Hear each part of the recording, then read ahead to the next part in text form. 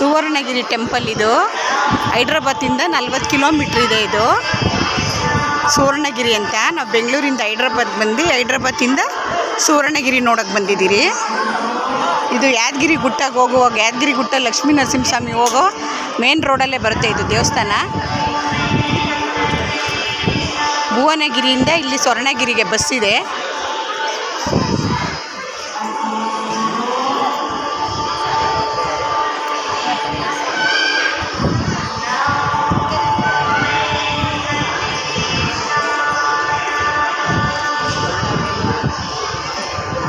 ನೋಡಿ, ನಮ್ಮ ಚಾನಲ್ನ ಶೇರ್ ಮಾಡಿ, ಸಬ್ಸ್ಕ್ರೈಬ್ ಮಾಡಿ, ಲೈಕ್ ಮಾಡಿ.